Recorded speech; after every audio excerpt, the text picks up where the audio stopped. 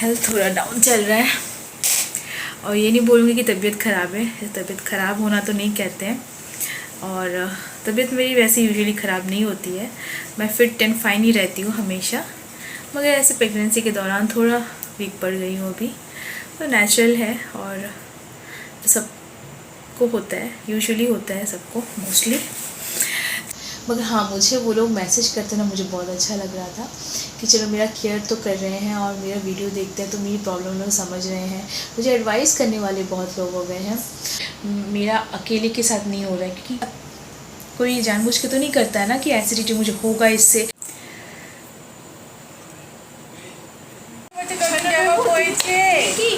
Baby বয় পুতুল, তুমি কি বেবি বয় পুতুল শোনা? এই দেখো শোনো, এই দেখো, এই দেখো, এই দেখো নতুন জামা কে পরেছে আজকে, নতুন জামা এই দেখো দেখাচ্ছি সবাইকে নতুন জামা পরেছি আমি। বয় পুতুল ওই যে আমি নতুন নতুন নিউ ইয়র্ক করেছি, new York. Wow, new York করেছে দুসুম, নিউ ইয়র্ক করেছি কিন্তু আমি, হ্যাঁ ঘুমের মধ্যে আমি পরে নিয়েছি কিন্তু দেখি ঘুমের। এই যে টুকু বেবি, টুকু বেবি, দেখো দেখো দেখো, তাতে বলি তাতে তাতে তাতে বলবো না।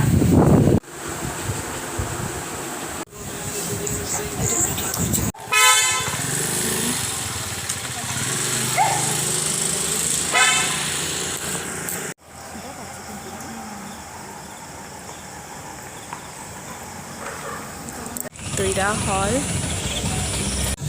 বিশেষ করে খেয়ে যান।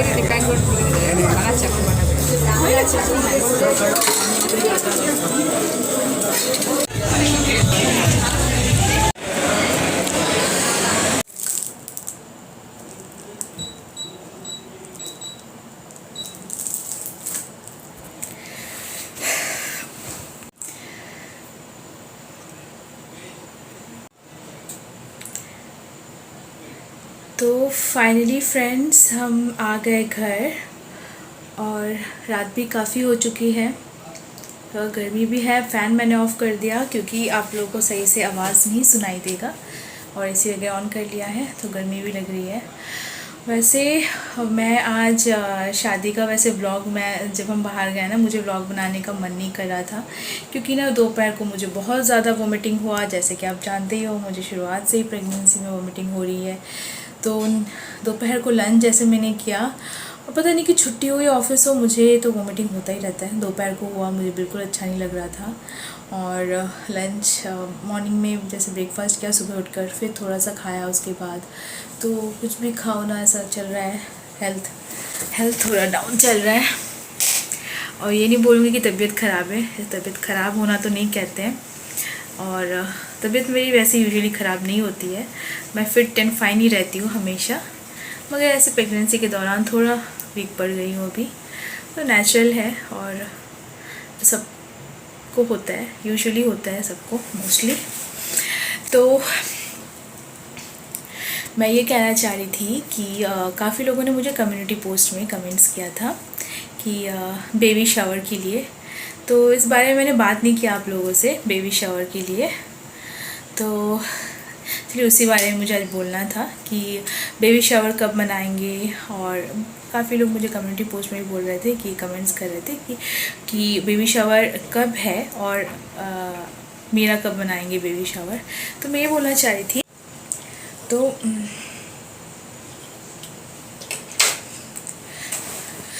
तो फ्रेंड्स, हमारे इसमें क्या होता है ना कि लड़के वालों के घर पे मतलब ससुराल में बहू का जो गोद भराई का रस्म होता है वो 7वें महीने में होता है, और मायके वालों में मायके वाले जो है गोद भराई का रस्म 9वें महीने पे करवाते हैं।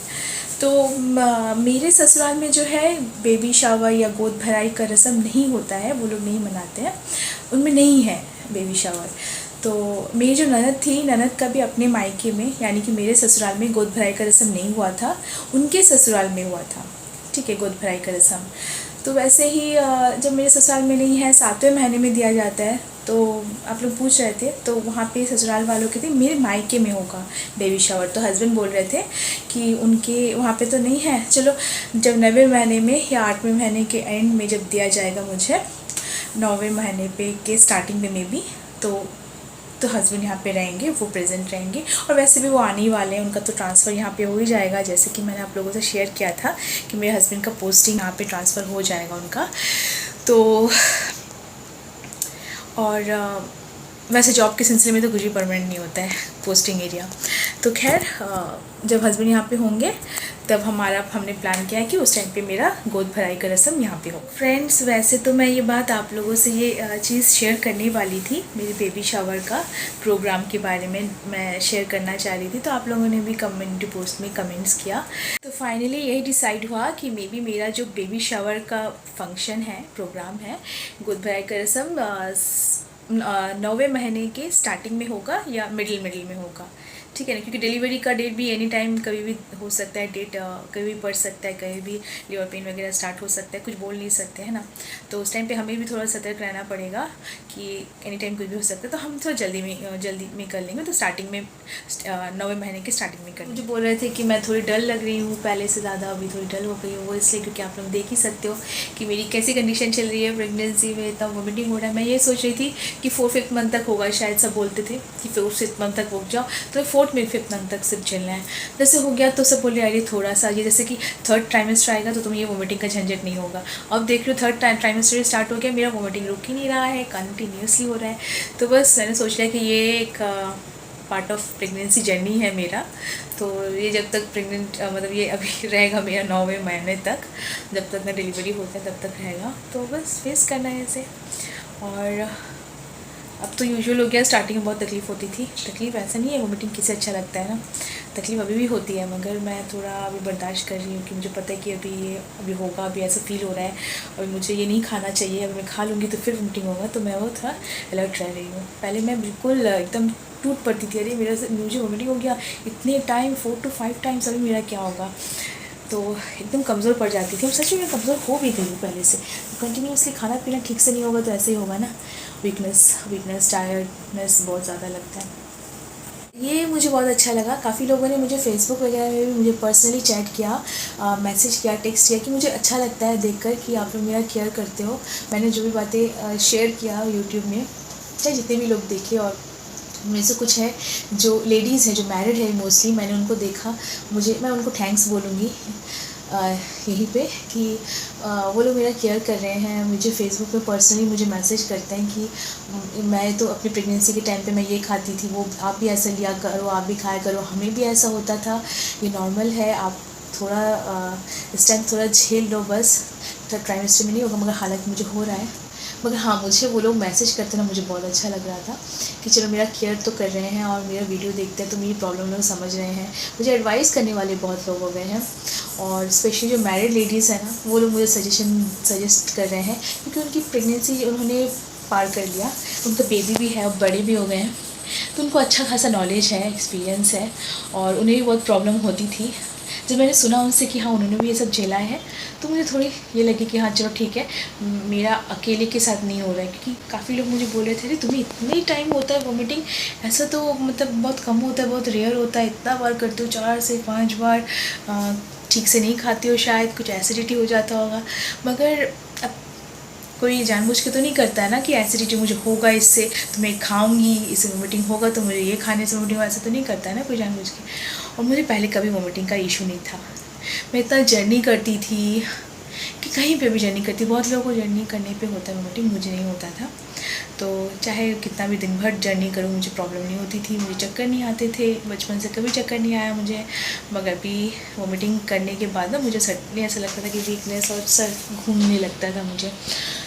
तो जब लोगों ने मुझसे शेयर किया, मुझे तसल्ली दिया, मुझे बोला कि मेरा केयर मैं जब देख रही थी वो मेरा केयर कर रहे थे, मुझे बहुत देखकर अच्छा लगा। आप लोगों को मैं थैंक्स बोलती हूँ बार बार कि मेरा ख्याल रखते हो, मेरे वीडियो देखते हो और आप लोग समझते हो मुझे, तो मुझे अच्छा लगता है। और इसीलिए मैं आप लोगों से शेयर करती हूँ ताकि आप लोगों का एडवाइस मैं ले सकूँ, सजेशंस मैं सुनूँ और जानूँ, देखूँ, उसे मैं अप्लाई करूँ।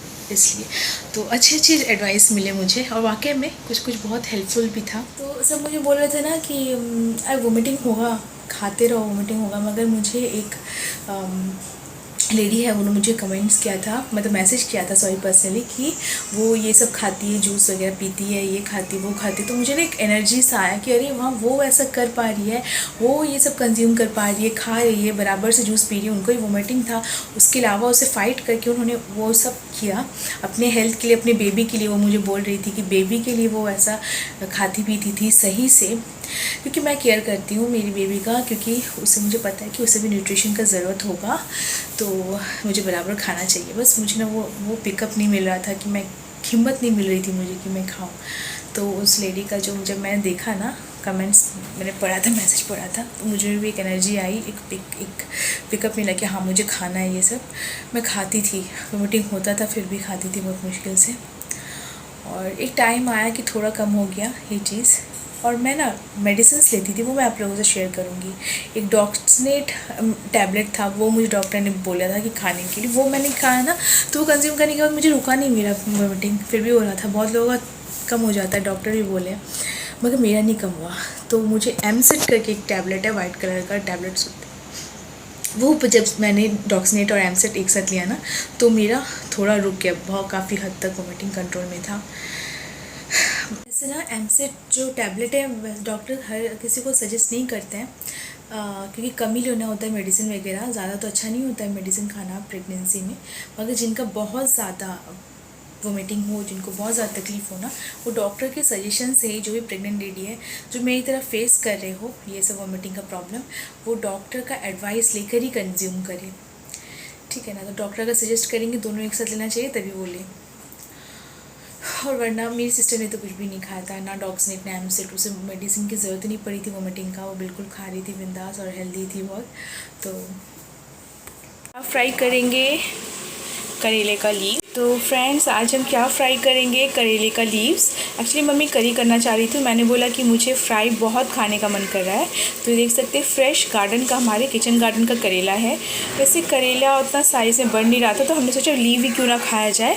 तो करेले का भाजी और करेले लीव फ्राई बोल सकते हैं, मैं ऐसे काट रही हूँ बारीक करके, ठीक है ना। और इसके साथ मैंने प्याज और लहसुन, हरी मिर्च और पोटैटो ले लिया। तो इसकी फ्राई बहुत अच्छी लगती है, मतलब अच्छी लगती है लोग कहते हैं, हम फर्स्ट टाइम ट्राई कर रहे हैं, तो देखते हैं कि कैसा लगता है।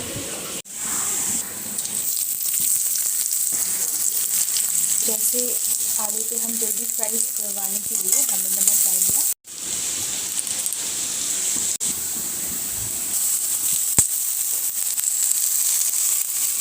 तो फ्राई अच्छे से हो चुकी है। हम टेस्ट करके बताएंगे कि कैसा बना है। फिलहाल आजकल ना ब्रेड खाने का बहुत मन करता है, एग टोस्ट। चारों के लिए मैं बना रही हूँ, मम्मी पापा सिस्टर मेरे लिए। तो ये बना लिए, सबके लिए 2-2 ब्रेड टोस्ट काफ़ी है। सब मुझे ना आज बहुत ज़्यादा मैगी का क्रेविंग्स हो रहा था, तो यहाँ पे मैंने सोयाबीन और एग के साथ बनाया मैगी। और आप लोग भी ना ये सोयाबीन और एग के साथ ट्राई करके देखना, बहुत ही अच्छा लगता है ऐसे बनाने में, सोयाबीन और मैगी का कॉम्बिनेशन।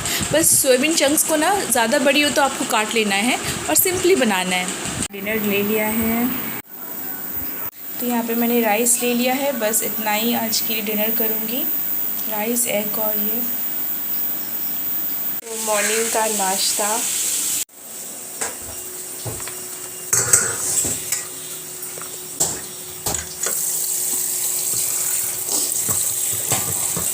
तो आज भी हम खाएंगे करेले का लीव, एक पोटैटो और अनियन फ्राई।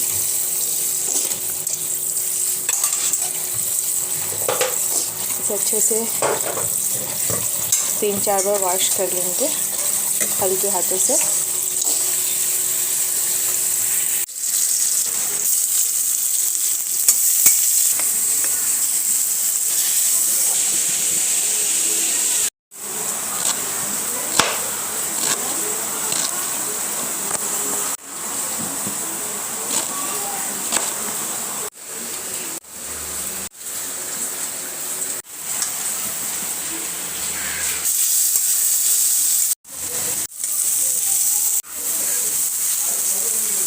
इतना सारा भाजी था, लीव्स बहुत सारे थे। जैसे हम फ्राई करते हैं ना तो कम होता जाता है और 2 मिनट के बाद और कम हो जाएगा। तो देख सकते हैं फ्राई करते करते क्वांटिटी कम हो गया। इवनिंग का टाइम है और मुझे बहुत ज़्यादा आइसक्रीम खाने का मन कर रहा है। मैं बटर स्कॉच मैंने ले लिया। और आज लंच में क्या बना था वो दिखा देती हूँ। आज लंच में बिरयानी बनी थी, दम बिरयानी।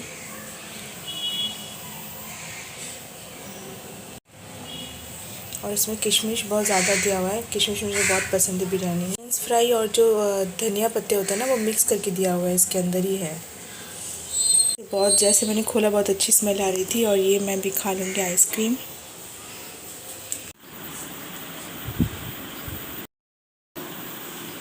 वाकई में बहुत ही मज़े का है। और मुझे वैसे सारे कौन सी पसंद है, कुछ दिनों से बहुत ज़्यादा अच्छे लग रहे हैं।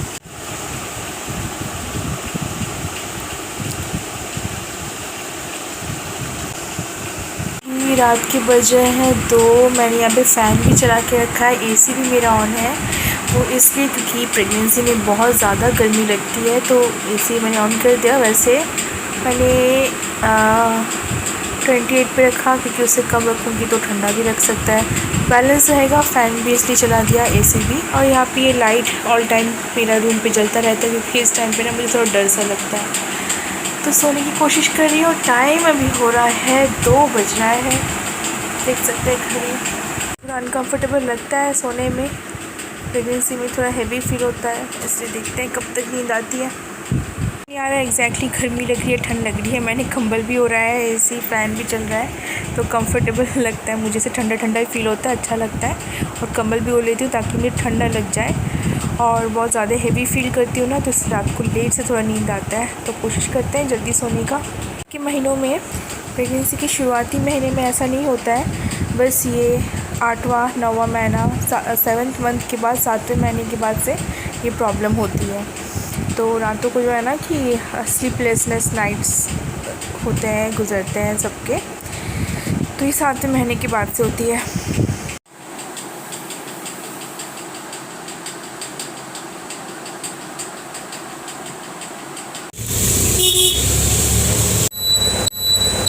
मुझे ना ऑफिस से आते वक्त ना बहुत ज़्यादा बारिश हो रहा था बाहर। तो आते वक्त मुझे बहुत ज़्यादा गर्मा गर्म जलेबी खाने का मन कर रहा था। तो यहाँ पे मैं लेके आई हूँ, ज़्यादा नहीं बस इतना लेकर आई हूँ। तो अब मैं खाऊँगी इसे। ये भी क्रेविंग्स है मेरा जलेबी खाने का। पहले इतना ज़्यादा नहीं होता था, मीठा खाना बहुत अच्छा लगता है। तो मैं इतना नहीं लेती थी प्लेट में, तो ये मेरा प्लेट रहा। और बाकी जो भी खाएँगे बस उनके लिए इतना मैं बचा कर रख दिया। और ये मेरे মিস করছিলাম, ওরা বলতে পারে না না।